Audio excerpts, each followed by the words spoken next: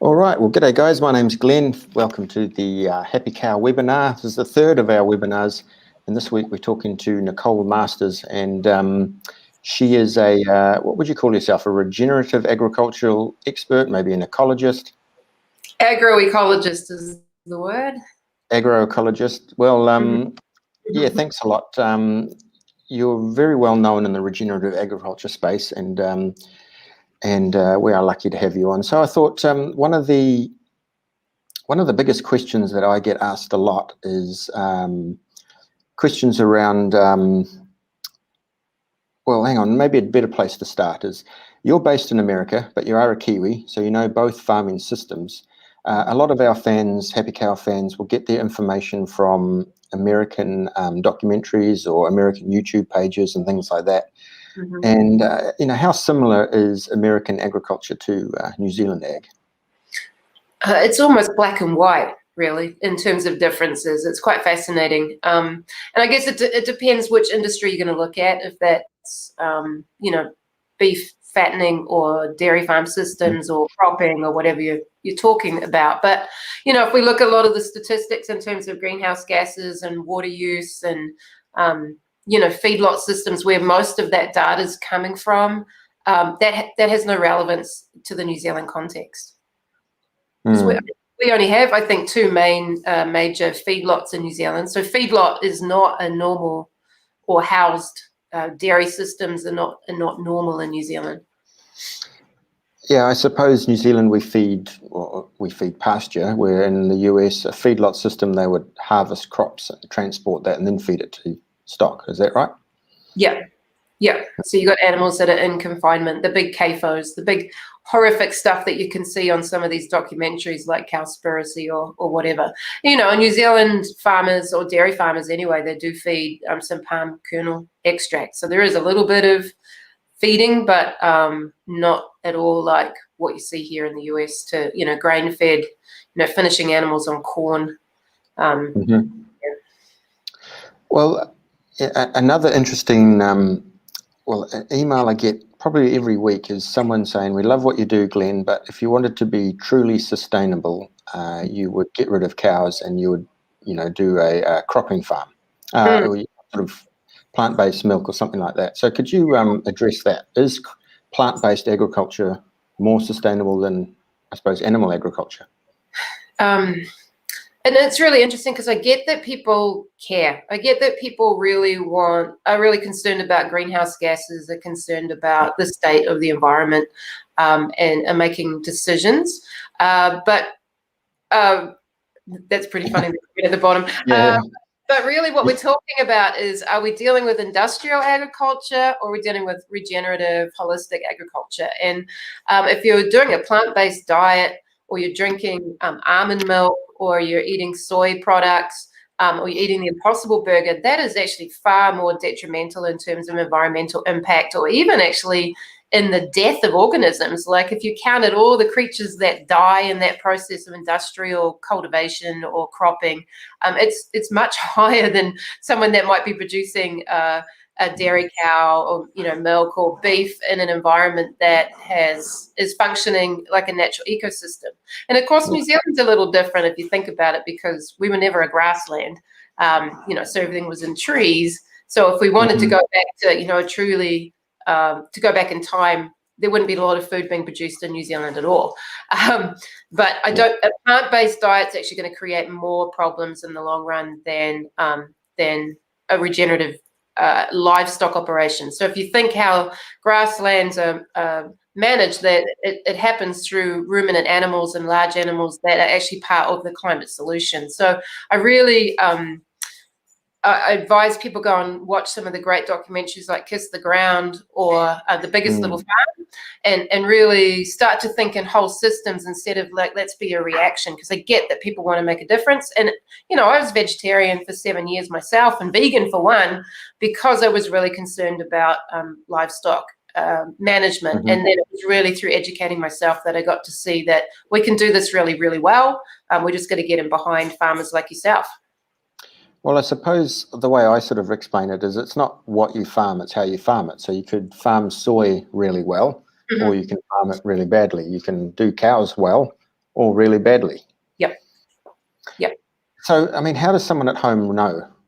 How if they're going to look at a product and, are there some keys? Are there some simple things we could sort of think about the farm or the way they farm that, we can take away as being sustainable? How do we communicate this?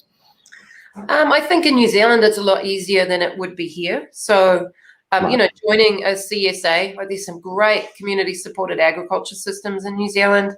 Eco Farm out of the Wairarapa would be pretty good. Granddad's Beef up in Raglan. Start to ask those questions, like if you're at farmers markets or sourcing meat products online, eating chickens that have actually lived outdoors, making sure that you're eating free-range pasture-raised eggs. And you can see it, like you can see that nutrition in a pasture-raised egg compared to the industrial stuff, because the industrial stuff's all gluggy and it's got poor color and it tastes horrible. It tastes like corn. So, asking those questions of the producers, but also there are some, there's a nutrient meter that's becoming available, that's available now, the microbiometer, that you can actually test nutrition yourself and start to get a sense of, is this quality? Because you cannot get nutrition in your crops through industrial agriculture because you're undermining the biological complex, basically. Okay, that's interesting, because I suppose the way I always thought of things is like, you're going to plant a crop and let's say it's carrots, and then the carrots absorb those nutrients out of the soil. You then harvest the carrots, take them away. You need to replace those nutrients. And this is the way I think of it. So then you would take, you could do that conventionally with conventional fertilizers, or you can do it with mulches or manure or whatever. Is that the gist of how you have to do it? Well, no, but that's the industrial model, really. So thinking, Okay. we take something out, we've got to replace it. So there was not a fertilizer truck chasing the bison around. There's not fertilizer trucks in the rainforest, which are the most productive biomass systems in the planet. Right? Okay. What we're looking at is, and if you dig on a lot of properties, especially in New Zealand, their root systems are only about this deep. There's a lot of compaction and all sorts of issues. So they really are mining just that top portion of the soil environment. What we're doing, if we're dealing with soil health, is we're building these massive root systems that are starting to mineralize rocks and turn rocks basically into nutrients. And we're never going to run out of rocks. So it becomes, how deep is that topsoil? How far can it go? How good can we get it? And then all that mineral becomes available through the microbiome. So having microbiology that are functioning. So this idea that you've taken something out, you've got to put it back, is true in a conventional industrial model, and it's not true in a regenerative soil health system. But surely you have, I mean, if you keep taking out, you would have to put back at some stage. I mean, even no matter if your roots go down, they're still essentially taking something away, aren't they? Yeah, so potentially, in a couple thousand years, maybe we'd be like, okay, we've totally taken all these rocks out. We're a long way from that. Yeah. So let's say I'm a dairy farmer. I've got cows, grazing grass, and maybe we grow a crop a year for winter feed or something like that. What sort of system do you recommend? I mean, you're sort of blowing a lot of people's minds when you say you don't have to apply fertilizer. Yeah, but you've got to earn that right. Like, it's not an overnight thing. You don't just do that tomorrow. Like, you've got to have systems that are functional. You've got to have a microbiome that's functional. And I think a lot of people can relate to that in terms of, we do things to break down that microbiome in the human body. And that might be, what happened when you were born. It might be antibiotic use or synthetic sugars or whatever that are going to break that microbiome. So now you're going to need some kind of support. You're going to get sick. And the same thing happens in the soil environment. What did you ask? What was the question? I got distracted. Sorry, Bruce has distracted me. Bruce's question. Well, basically, I'm just saying you're eventually going to run out of, you can't just mine the soil. You eventually, if you keep cropping it for however long. Oh no, I was talking about if I've got a dairy farm, how would you run it a regenerative way? Because I'd say. So the way we do it regeneratively is it's all mindset. So it's asking that question of, have I got adequate, let's say, boron? All right, no. Well, there's nothing to say that you couldn't put a little bit of boron on or calcium or whatever it might be. But it's the mindset of asking the question of, I'm not just going to reach for a bloat oil.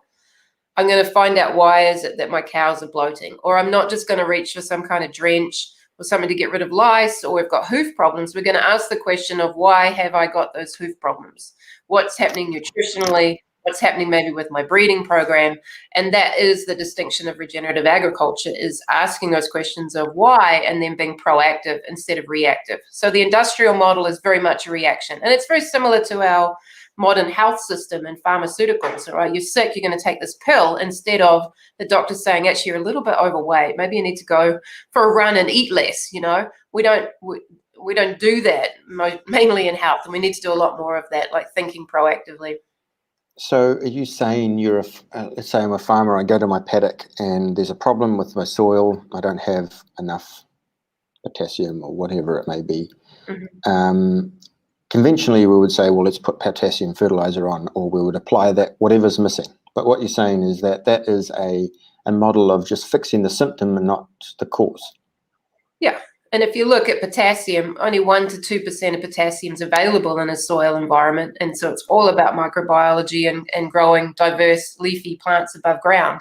And so much of those cycles, so nitrogen and phosphorus, is all about microbial biomass, about root architecture, how deep those roots are, animal manures. All of that is what contributes to those cycles. But instead, we've been trained to reach for a bag. And a lot of this stuff it's based on companies making money instead of the farmer having systems that work and the farmer's making money. Yeah, so I'm going to share my screen because how do I do this? I don't know. Something, so let's use a practical example. This is, I suppose, a grass paddock and with urine patches. So I suppose I would have gone around 1 million farmer discussion groups in my time, and farmers will walk through this paddock and they would say that it's lacking in nitrogen because the grass is a little bit yellow, and then those greeny patches are where cows are urinated. Mm-hmm. The advice would be, well, you better ring up, put some nitrogen fertilizer on. Mm-hmm. How else would you approach that problem? So we see this all across New Zealand, and one of the driving factors, what I can tell you about this soil is it's compacted.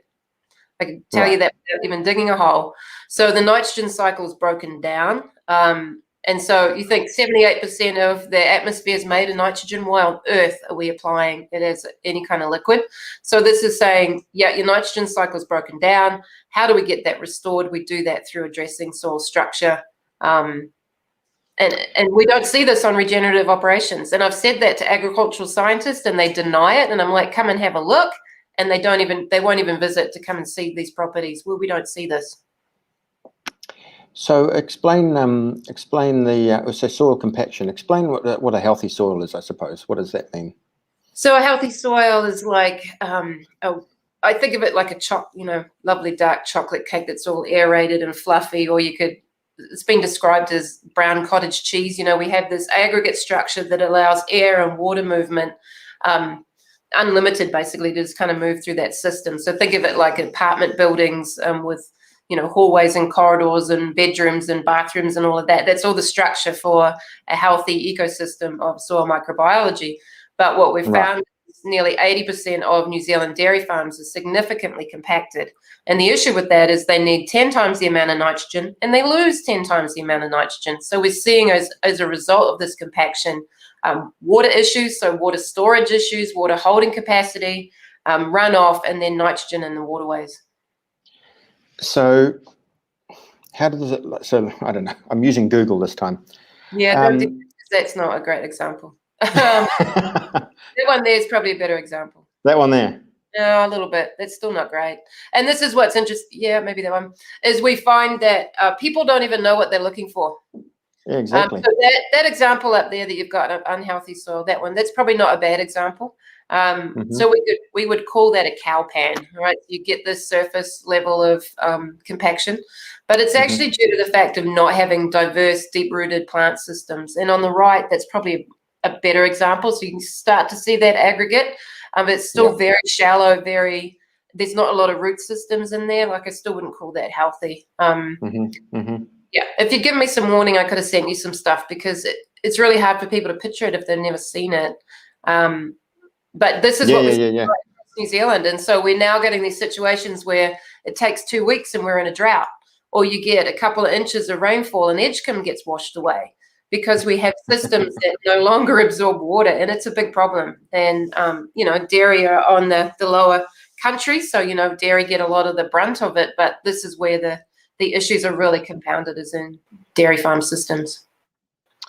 So let me say, so a soil structure, I suppose a healthy one it's porous, it's got lots of gaps in it, I suppose, worms, roots, air, oxygen can get in there, and that when you've got deep rooting systems, if you get adverse weather, like lots of rain, you're saying a healthy soil will be able to absorb more water and it wasn't just run off the top.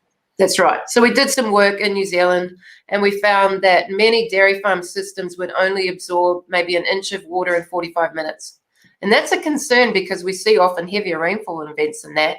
A healthy ecosystem that we measured 18 inches in an hour with healthy soil. Don't tell me we're often going to get more than 18 inches in an hour. So you should be able to absorb all of that. That soil should function like a great big sponge. But right now they're functioning like a tarmac. Because in New Zealand, the ryegrass white clover mix is probably the basis of New Zealand pastoral agriculture. And I mean, I think you wouldn't get a root further down than 30 centimeters. Would that be right? If we do see them that deep, and it's very rare, you only see one or two very fine ones, and that's more about people's management. Especially if they're applying phosphorus and nitrogen, it makes your root systems really lazy, and everything's just and if people are irrigating, it's all just stuck up in the top. And they've found that actually feeding ryegrass and clover lifts dairy cows' cortisol levels, so those animals are stressed. So actually being on low diversity pastures, or a lot of them are predominantly rye and they're having to regrass to put clover in, is actually an animal humane issue. So your animals are stressed if you're not giving them adequate diversity. I found when we ran our I've been using Google again. You're dangerous. I wanted to see. Oh, that's from you. Look at that. Look at that. I hand drew that with my very own hands. So I've used lucerne. I've used ryegrass. I had fescues. I had chicory, red clover, plantain. I didn't have peas. And it's quite weird putting 12 or 15 different types of pasture into a mix, where I think New Zealand, most farmers would put maybe 3. They'd put maybe a perennial ryegrass and a white clover. What's the benefit? What is the benefit of having multiple different species? You're saying, just because some are deep rooting, some are shallow rooting, or is it more than that? Yeah, and if you look at that image, like you've got some that have got big fat tap roots and some that have got very fibrous roots. Some of them are releasing acids that help to release some of this bound phosphate. Some of them are very, very deep, like lucerne will go down like 20, 30 feet. Coxfoot has this massive fibrous root that really kind of... that big fat one. Another one on the right. Coxfoot, yeah, sorry. Yeah. So, it helps give us some like treading protection if animals are... standing on stuff. Oh, that's always interesting. Other companies use your images. But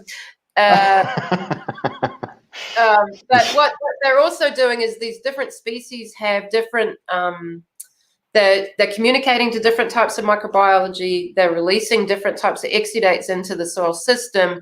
So it means that if you're feeding diversity, you're offering those animals a huge amount of different types of nutrients. Like you look at chicory, it might have 3 or 4 times the amount of calcium in it than a grass. It might have more phosphorus in it. They have a range of different types of enzymes and vitamins and metabolites that are of benefit for animal health, but also for the milk they're producing or the meat that they're producing. So we want to see, I go into fields and it's like 100% plantain. And I'm like, really, guys, come on. nobody wants to eat just one thing. You want to eat broccoli for the rest of your life, you're not going to be in very good shape. Like, we need to be thinking diversity, and not only for livestock, and there's also a relationship with water, but also for all the beneficial insects. I mean, we're seeing the collapse of insects around the world. They need diversity of species as well. So stop freaking out about a couple of weeds that might be appearing on your property. They're providing some kind of benefit. What should Bruce add to his mix there? He's a dairy farmer in Southland. Plantain, chicory, ryegrass, red and white clover. Yeah, I mean, I have to look at what your biome that you're in, but just be thinking and talk to some of this. Like, there's some really good seed companies that understand around diversity for dairy cows. So, you know, you want a range of different grass species in there. So, I mean, rye gets all this attention, but, you know, it does a pretty good short burst, but actually over the whole season you can get more production out of some of the other older varieties of grass species. So I think I'm really enjoying Phacelia right now. I'm going to chuck Phacelia into my mixes. I never heard of it. Oh my gosh, you're going to love it. You're going to go and Google it now. It's spelled with a P. Yeah, and if you guys haven't seen Phacelia, you're going to love this plant. But, you know, we used to encourage dairy farmers to have like a medicinal field next to the dairy shed. So you might have things like comfrey and wormwood and flax, you know, species that actually animals can self-medicate on. And I think we forget how often a lot of these species are browsers, like horses and cattle and sheep and goats. You know, they want a bit of browse. So thinking about things like Tagesasti and flax and, you know, Tagesasti's tree lucerne. So, you know, starting to plant out hedgerows like the old English way of, you know, providing different types of foods for livestock so that they can self-medicate. And, you know, the amount of somatic cell counts, you know, mastitis and things that people are dealing with, or lameness or inflammation, I mean, they're all indicating that there's gut health problems in livestock.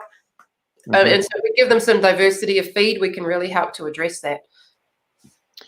So this would apply to if you're a cropping farmer. Let's say you're planting soy. They would plant 100% soy, and then I don't know what would go in after that. Maybe 100% wheat, and then they might put something else in, and then go back to soy again. So that's essentially monoculture agriculture. It's not diverse. Yeah. How else would you grow wheat then? I mean, what's a regenerative way of growing a wheat or a soy crop? There are species you can intercrop, so putting species underneath that are not they're not competitive, that you can still graze later. So lower growing species. So you're not just putting all your eggs in one basket and going, oh, I need maximum production from my wheat, when actually you could grow more calories on that land by intercropping it and then grazing cattle on it, for instance. So you're doubling up your production in calories basically produced on that land. I think too sometimes we can do monocultures, but be feeding microbiology while we're doing it. So, and not doing wheat on wheat on wheat on wheat, which some people do, or doing this corn soy rotation, which is what's practiced here. And you're just creating a huge burden for yourself to carry. So now insects have adapted, so they're on 2-year rotations. So the corn pests are now hatching every 2 years, and the soybean pests every 2 years. So they've adapted so that we're seeing huge insect pressures from these monocultures. So thinking diversity, thinking intercropping, thinking row cropping. We've got some guys here, and they have permanent white clover fields that they plant corn into, and they're at widest, and they're still getting equivalent yields, but they've got that 100% cover underneath, and they're not needing to use nitrogen.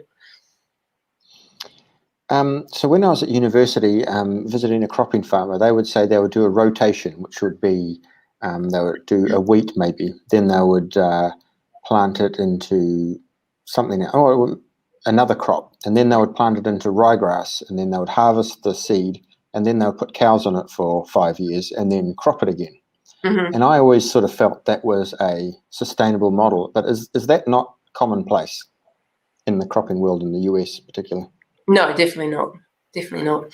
No, but what we're seeing now is huge amounts of herbicide resistance, huge insect pressures. So people are starting to have to either put things into fallow because they're no longer profitably able to grow a crop, And So then fallows when you just don't crop it at all, you just leave it bare. yeah, but they spray it out, so it's chemically fallowed, so Right. bare ground. But yeah, which is not good. So we're seeing a huge amount of soil losses here in the US. They're heading for another dust bowl. You can see it on satellite images right now if you go and have a look. Marvelous. Well, okay. Well, that actually We're very slow learners. well, we seem to be.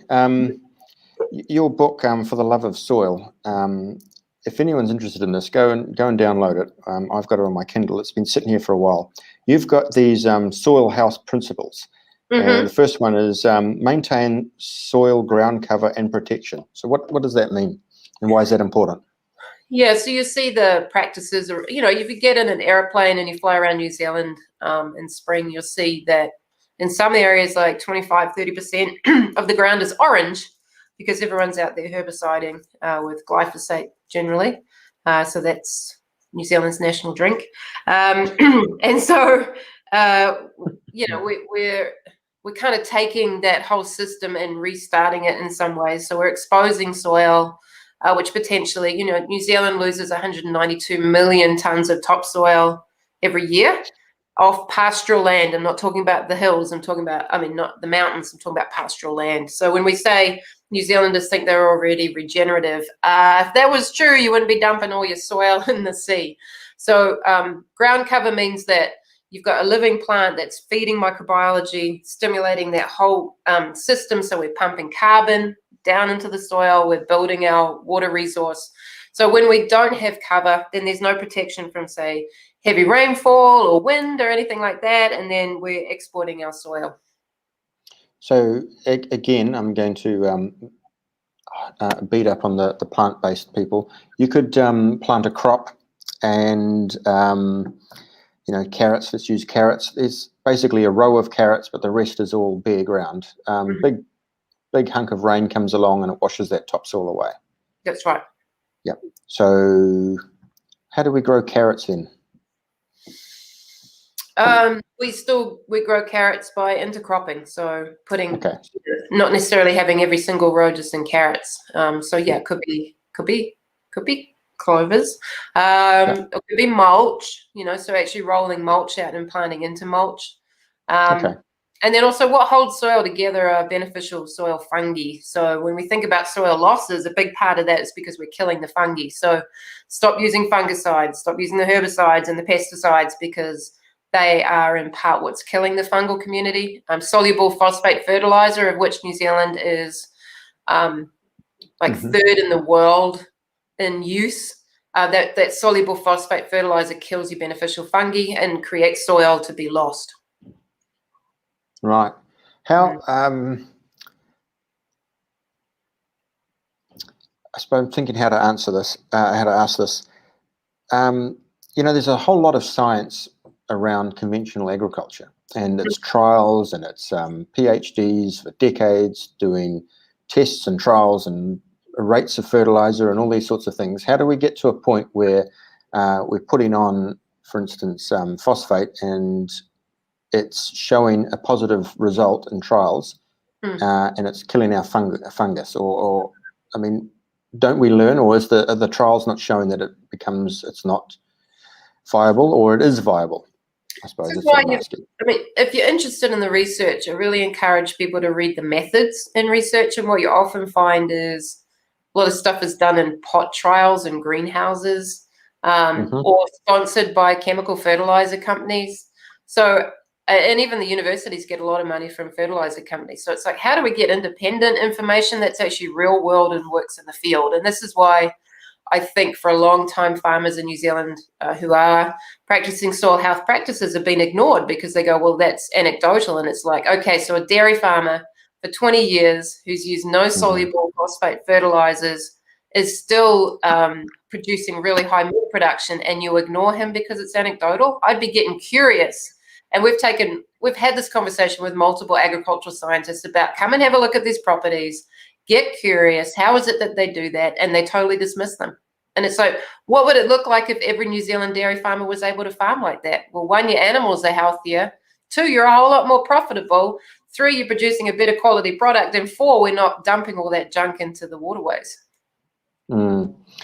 Yeah, probably a couple of years ago, if someone had said, "Oh, the research is only funded by certain people and stuff," I would have thought, "Oh, it sounds like a bit of a conspiracy." But now I know a majority of pasture-based research around dairy is done by Dairy NZ, and there's a lot of dairy farmers, Fonterra dairy farmers, who are crying out for more. What's the word? Research into more novel sort of pasture methods, or more research around that regenerative side of things, and it's just not coming. And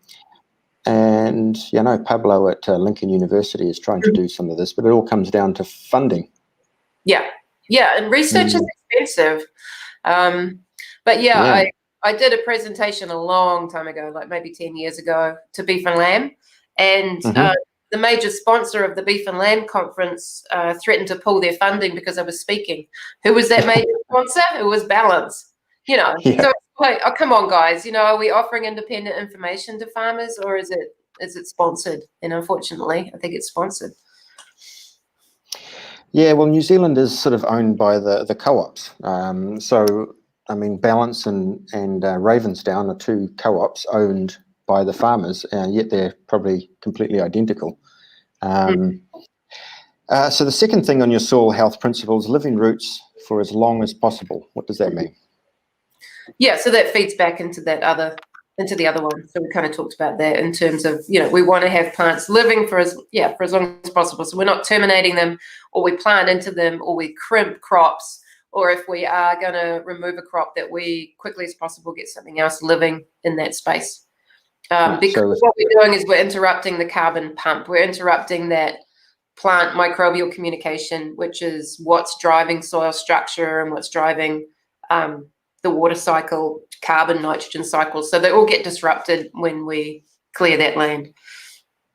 So what you're saying is, just let me hear. So let's say you've got these microbes, they're doing their thing, they're interacting with the roots, all those sorts of stuff. You come in and you plow it or whatever, harvest the root, pull the root out or whatever, and then it has to start again. Is that? Yeah. It depends. If you're just like mowing it to the ground, that plant or overgrazed it, which New Zealanders are probably the best rotational overgrazers in the world. That plant, instead of continuing to pump out all those foods to microbes, actually has to use those reserves to regrow. So we interrupt that whole important essential cycle of feeding the underground workforce. And I suppose if you don't have roots in the ground, they're not absorbing nutrients. So that's when you get nutrient loss, for instance, nitrogen leaching or something like that. Is that true? Yeah. And if you look at those root systems end up being very small because they're always sort of being topped. And so then the minute that nitrogen gets past that little root system, it's gone. And that's part of why we want diverse, deep-rooting systems, is we're going to mop up that nitrogen. It's not being lost to our waterways. I want to find that picture of the research where they did the 3-tiller ryegrass, where they chopped the grass all the time, and then the other one when you left it and the roots grew longer. So actually explain that. You said New Zealand are the really good overgrazers. Dairy NZ would promote the 3-tiller system. Yes. You say that is overgrazing. Yes. Yeah, rotational overgrazing. And so as a result of that, you end up with these short, piddly little roots. You end up with increased need for water. You end up with reduced resilience. And we end up with having to regrass all the time because those plant species are not able to survive on it. And, a lot of our systems have been modified for the 21-day cycle of ryegrass. We're going to keep this highly, this idea of quality, but it's all based on just ryegrass instead of actually, I want longer recovery. I want more nutrient density in that, and I want to be able to maintain milk production. And there are producers all around New Zealand that are showing that this is possible on much taller grass systems with longer recoveries, where they are building resilience, so that we're not, water is going to become one of the biggest topics, even in New Zealand. You guys have seen droughts already. We need to be looking after our water resources, and we do that through building deep-rooted systems, and we're not going to do that on 21 days. So people. The thing with dairy farming is you can see immediately the next day what the implications of your feed were that the day before, because you see it in the vat. You could put cows in very high quality, short, leafy ryegrass, and the cows will produce a whole lot of milk. You put them into the paddock the next day into, let's say, something that is less quality, a bit more stalkier, a little more thicker, and you get 10 to 15% drop in your milk production. So as a result, farmers are constantly going for quality. And I just want to pull you up on that word. It's not quality. It's not quality, right? So what we're doing is we're in that conventional model, when we're on this plane of nutrition where we basically have stress plants that increase their free nitrogen in that plant. So you might think it's higher protein, but actually, as we actually truly improve quality, and we do that through stimulating microbiology, then we can get increased yield off taller pasture. But if you did that without stimulating microbiology, then yes, you're going to lose production. And so it's one of these things, we see it reinforced in the industrial model. So people stay in it because it's true in that model. But the minute that we start to feed microbiology, get that root system, that soil system working, all those rules go out the window. It's like pH. Let's take pH as an example. So we're all taught, and if you go and learn soil science or do agronomy, you're taught about, pH. If you've got a high pH, these minerals are less available. Low pH, these minerals are less available, and some of them become more available, right? That is true in a sterile laboratory condition. And the minute we go outside, all of those rules are blown away. So the root system, when it's healthy and has soil stuck around it, can change that pH by as much as 2 units. But we don't get taught that. So your soil pH might be 5, but the plant's experiencing 7. But what we find is most farms don't have a healthy root system, and it's basically like they are hydroponically farming, unfortunately, and you have these naked, very shallow roots that don't have soil stuck to them, and then that pH rule is true. So there's a whole lot of paradigms we need to shift by looking at how we're shifting our soil health and focusing on what's important. We want to see healthy animals. We're not spending a fortune propping them up artificially with antibiotics or whatever's going on for those animals. I think the longevity of dairy cows in New Zealand is shrinking. What's going on there? Yeah, well, I think a dairy cow lasts 6 years in New Zealand. Oh, well, that's longer than over here. Oh, yeah, it's 5 years. 5 years in the UK and the US, I think. Okay, I thought it was 2.7 lactations was what I heard. Well, you might be right. Well, if you think she starts milking at age 2, 3, 4, 5. So that's about 3 lactations, 2.7 lactations. So not great. I'd be interested to see the stats of what happens, why a cow is culled, or why she exits a dairy farm. Because she's empty. Empty, I'd say. Yeah, she gets culled because she's not in calf. Yeah, which is expensive. You think that's 2,000 or 2,500, whatever dairy, performance dairy cow's worth? I don't know. I'm guessing. Yeah, they're expensive. $2,000 for a dairy cow. Yeah, we want to keep her for as long as possible. Yeah, well, I mean, this Dairy NZ has some good stats on that. I mean, there's farmers have 14-year-old cows. Not many, but there's the odd one floating around. Yeah. And I suppose actually that's part of why I'd like mobile milking so much is your cows don't walk. You're immediately eliminating sore feet as a reason for a cow, getting rid of a cow. So another one of your soil health principles, diversity, diversity, diversity, and I think we've spoken about that. Optimize plant photosynthesis. So photosynthesis, take carbon out of the air and put oxygen back in. And oxygen out. That's right. And so if we were to measure how well a plant's photosynthesizing in most conventional industrial, if that's dairy farms or sheep and beef or cropping, you find that the plant photosynthetic efficiency is very low. And so we can measure that very quickly in the field. And we find that most New Zealand dairy farms are about 3 to 5% bricks, which is dissolved solids and sugars. And then other dairy farms that I've worked on that are regenerative, they're running a Brix of, say, 12 to 18 dissolved solids and sugar. So this is what it's talking about quality, like how well is that plant photosynthesizing and capturing sunlight energy, because it converts that into everything that leaves the farm gate. So that plant will turn that into cellulose and lignin and fats and proteins. All of it starts building blocks from sunlight. So the more that we can optimize our sunlight capture, so we do that through having diverse leaf systems, so not just grass, but maybe some chicory and plantain, some legumes, so we can capture as much sunlight energy, but also that efficiency. So if we're putting a whole lot of nitrogen on, then our photosynthetic efficiency goes down. Why is that? Because what you're seeing is extra intracellular growth. So we're seeing extension of leaves without the quality necessarily in it. So there's often more, I guess there's more water in it. Yeah, so I was on a research station in the Hawke's Bay, and we showed that as your nitrogen went up, even though the plants look very similar, the Brix was going directly down. And they've done some work to show that a 1% increase, or 1 degree increase in Brix is the equivalent of 100 grams of milk solids per cow per day. So if you have like a whole Brix of 10 more, then that's a kilo of milk solids per cow per day. And so there are New Zealand dairy farmers that are measuring this increase in photosynthetic capacity and directly linking that to milk production.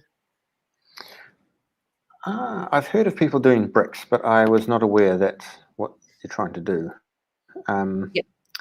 Matt's got a question here. You talk a lot about the grass, but what about the soil health long-term with intensive winter grazing when the paddocks end up completely mud? Yeah, really good question, Matt. Yeah, and I think this is, it's a complex topic, this one. I think some of that intensive winter grazing, like to use just brassica crops, it's incredibly destructive. You think the average New Zealand property is losing like 1 to 2 tons of topsoil per hectare per year. Under those winter crops, they've measured 50 to 100 tons of topsoil per hectare per year. Yeah, there's some lovely photos.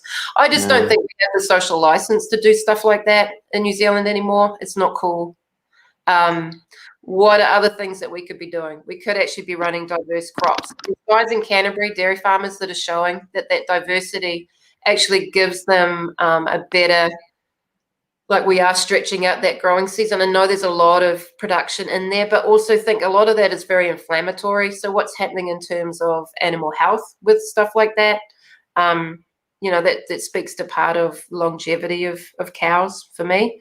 But, if we are going to do winter crops, make sure they're as diverse as possible. So you're not just feeding cows just one thing. Well, and then it's just, is that, what the heck is that? Chow.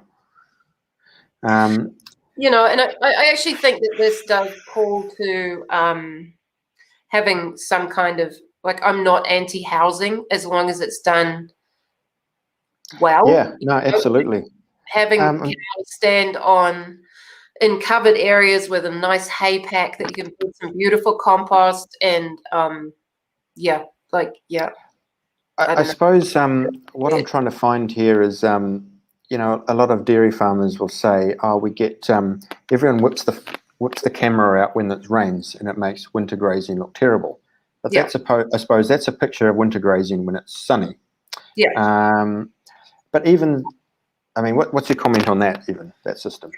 We're still in a monocultural zone that we've just taken that whole leaf system off, and we don't have a living growing root now necessarily. And we end up with, like I said, a lot of soil losses, even like that, and that's pretty good. But we know that it's probably going to rain, so we need to have some kind of rain management plans.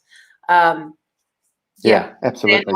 Pads, whatever it has to look like. We need to invest in it because of the amount of damage. Our soil systems weren't really adapted to the huge amounts of livestock that we're running on them. We haven't got places to put animals when it's like that. And of course it's going to turn to mud.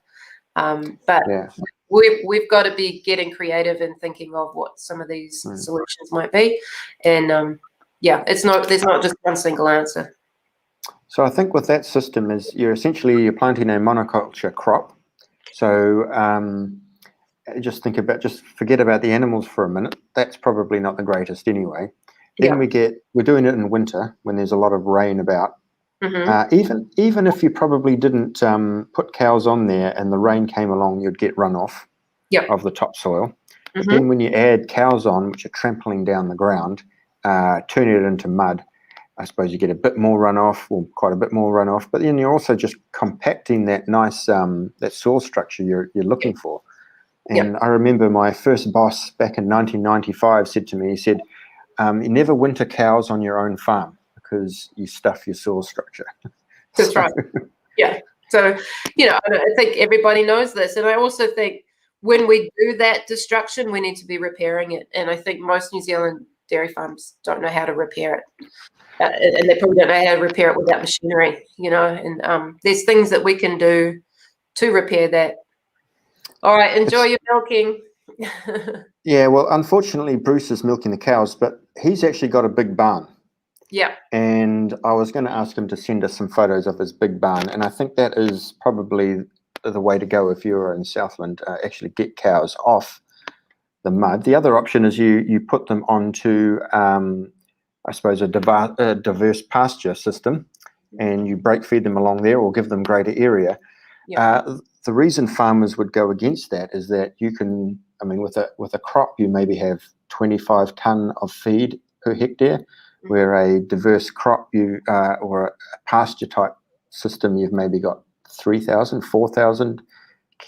I haven't got the stats in front of me. There's been some pretty good stuff done in Canterbury with some dairy farmers there on the cover crops to show that actually they're getting pretty good production off that. I think what we need to be rethinking about is not just talking about production. We need to be talking about profit. And so it's a whole system, right? So what's happening with animal performance? If you keep washing away your soil, it's actually costing you money. Like a lot of your phosphate, we talk about phosphate mining, that's phosphate mining. If your soil is moving, you're losing phosphate. And so just, we've really got to look at this whole picture and ask those questions. Do you want to be profitable, or do you want to be the one with the most production? Because who cares if it's cost you a fortune and you've got empty cows and soil that's washing away. So, I think we see that some operations are actually dropping cow numbers and still maintaining production, or dropping cow numbers and increasing profitability. So there's some space for real innovation in New Zealand. And I think that's what I love about New Zealand farmers is their ability to innovate. And let's really start asking some different questions. Yeah, well, I'm just thinking of Chris Falconer, who was on our first episode. He's our first happy cow farmer, and he's said the same thing. He's just pulled back, just reduced the pressure off the system, moved to once a day farming, and I would love to ask him about how he does it there. But he was the same. He's just said, you don't have to run as fast all the time. Thanks, Matt, for that question. We've got Brad. Would love to hear your opinion on the ability of companies in Europe and Israel producing low commodity milk powder in the lab. Do New Zealand farmers need to diversify? Well, Brad, you need to listen to last week's episode with Daniel Appleton, which was on synthetic dairy ingredients. Go for it, Nicole. No, I think the minute that we start thinking about producing stuff in the lab, what's the point of living, Brad? You might as well just hook yourself up to a machine and inject yourself with nutrients, really. If we want to see a planet that's thriving, we need to be thinking of diversity. We need to be thinking of integration of livestock. We need systems that function, not chuck things under lights and into a laboratory. And the issue is when we start to think about just eating laboratory foods, is there's going to be unintended consequences. You cannot get all the vitamins and the hormones and the enzymes and stuff that comes through from animals and foods that are grown in natural, healthy soil environments. We cannot replicate in a lab what happens out in nature. I think the minute we get to that, jump in a ship and go to Mars at that point. Like, why are we even here on planet Earth? Well, Brad has got a plant power shirt on, so thanks, Brad. Hit us up with all your questions. Challenge Nicole if you want, or challenge me. We don't mind. That's how. That's the best debates happen, or when we get challenged. What was the other thing? coming back to your soil health principles. Reduce disturbance, minimize killing your underground livestock.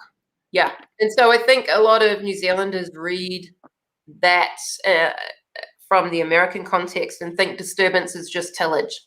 No. Right. Disturbance is fungicides, pesticides, herbicides, soluble phosphate. And like I said, we are the highest user per hectare. Well, we're the third highest, but we're highest after like Singapore, like in terms of developed agricultural nations, we are pouring nutrients on. And so that is a disturbance, let alone cultivation. What we just saw with the dairy cows in the mud, that's a major disturbance. So we've got to look at either mitigating that disturbance, reducing what we can, and then actually avoiding a lot of these things.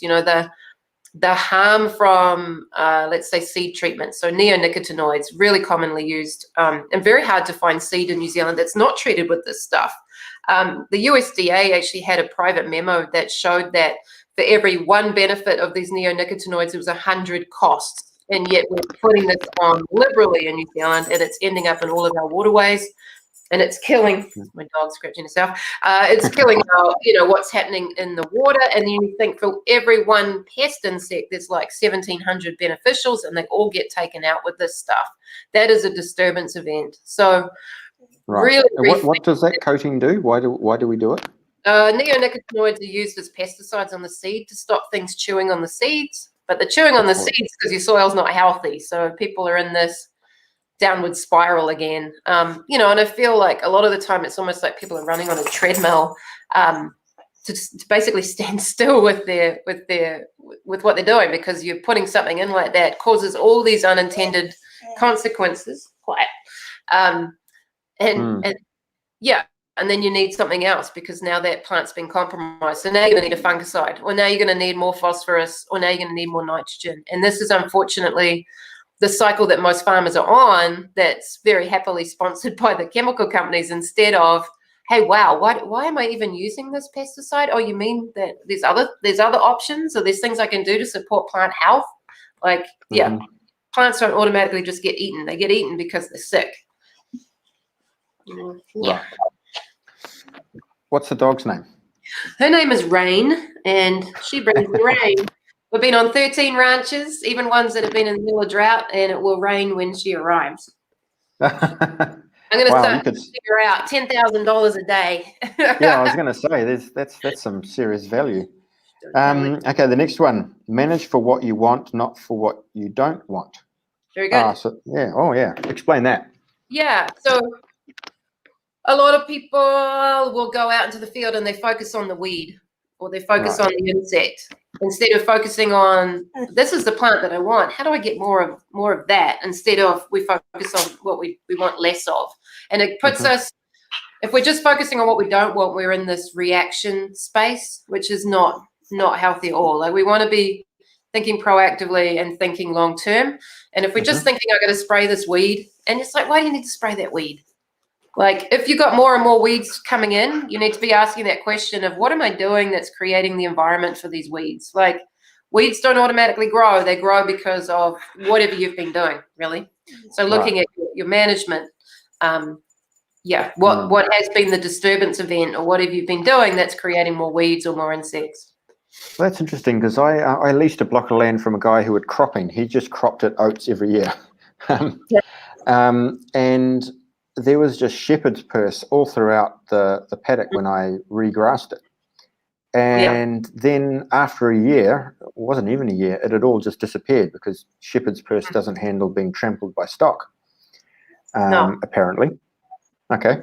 Well, it's also very edible by stock, and it's non-mycorrhizal, which means that it does not have a relationship with a specific fungus. So as you start to improve your soil health, you no longer need to have those species in there. And that's why there's a whole chapter in the book around read the weed, is if you start to ask questions of why and what's it trying to indicate, there's just so much that becomes available. You need to go outside. Go on, outside.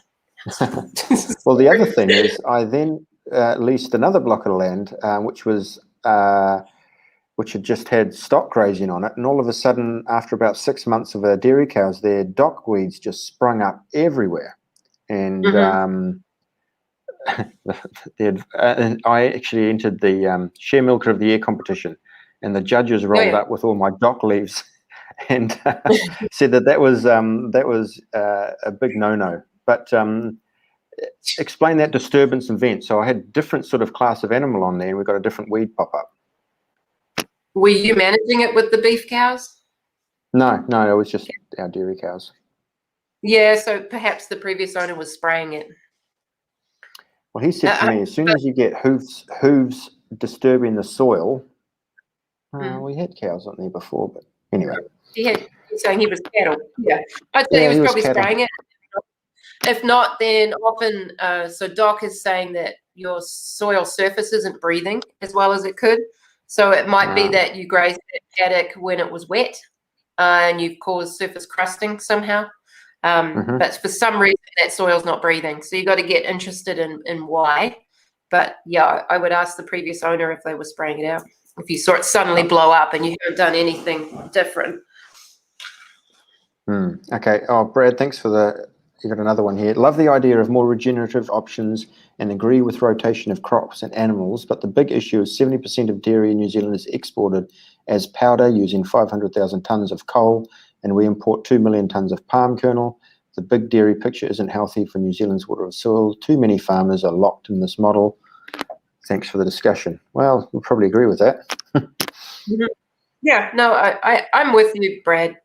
And I think, it's everybody jumping on a bandwagon, and the debt in New Zealand as well is quite insane.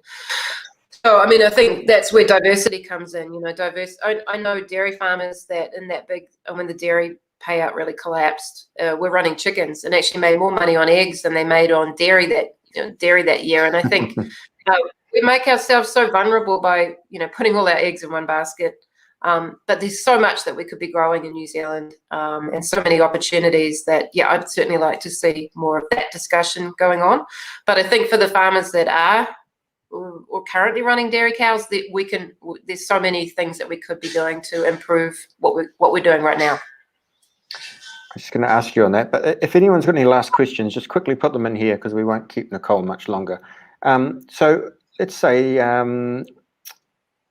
often it's a narrative Canterbury should get rid of its dairy farms and put some form of other cropping in, or we should become a plant-based milk producer or something like that. Is that possible?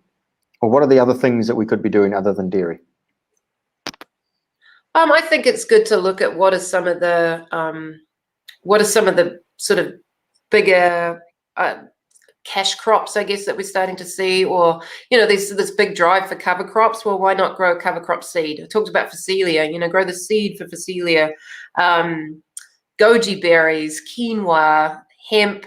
There's a multitude of crops that are worth more money that potentially could be offering a return. But I just think, the more diversity, if that is chickens, I mean, we need more free range, pasture raised egg production in the country, but, broilers as well.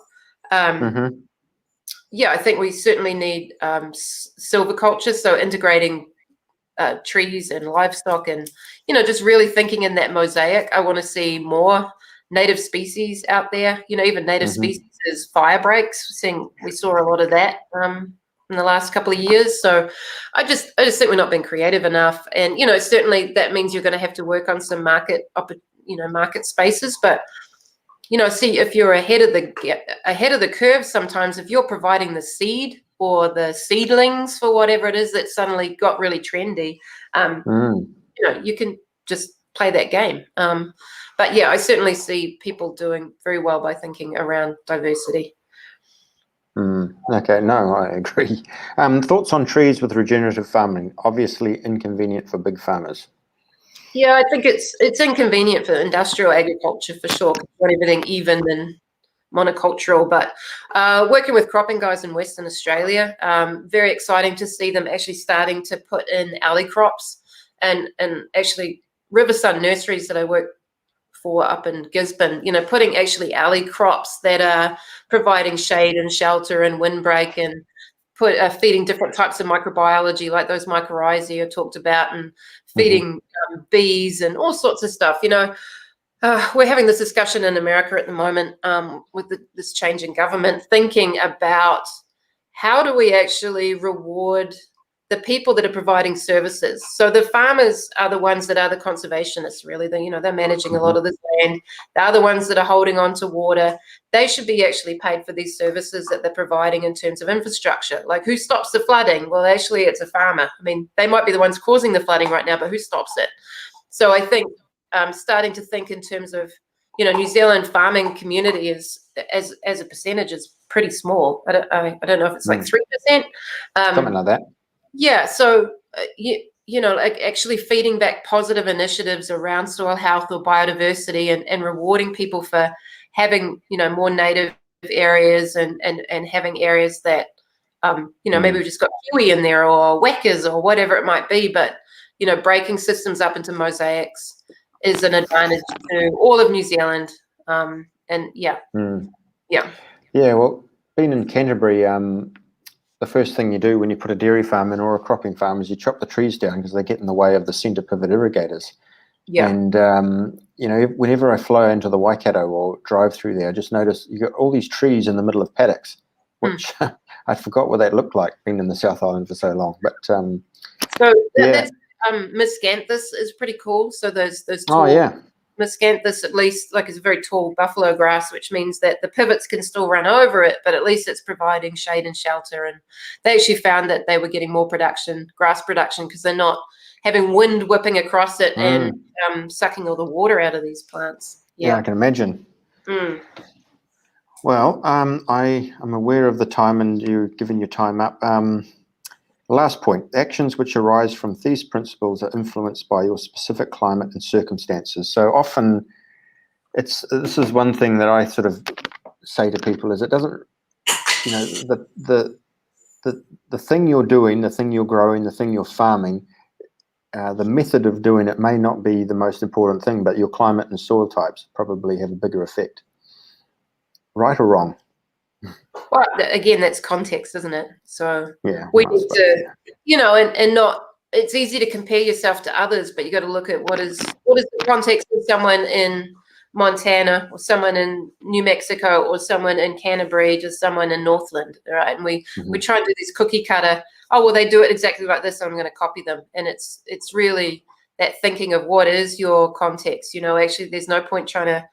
You see people growing brassicas in the middle of summer, and then you get a whole lot of white butterfly, and you're out there spraying, and it's like, well, those plants are stressed, like, grow a crop that's specific to those climatic conditions instead of trying to force the system to fit your cookie cutter. So I think it's really important always to think, how does this work in my local environment? What's going to thrive, and what am I going to have to prop up artificially? Well, I am going to end it there. I could actually talk to you for a while, but anyway, but we will pay for you next time. Thank you very much, Nicole. Appreciate you doing that. Thanks everyone for your questions, Brad, Matt, Suana, and of course Bruce. And appreciate it. Yeah, and we will be in touch, and I think we'll be having discussions with you as Happy Cow actually starts producing milk. So thanks a lot. All the best for your journey. All right. Thanks, Nicole. Cheers. No worries, mate. Thanks very much. Bye-bye. Bye. Bye.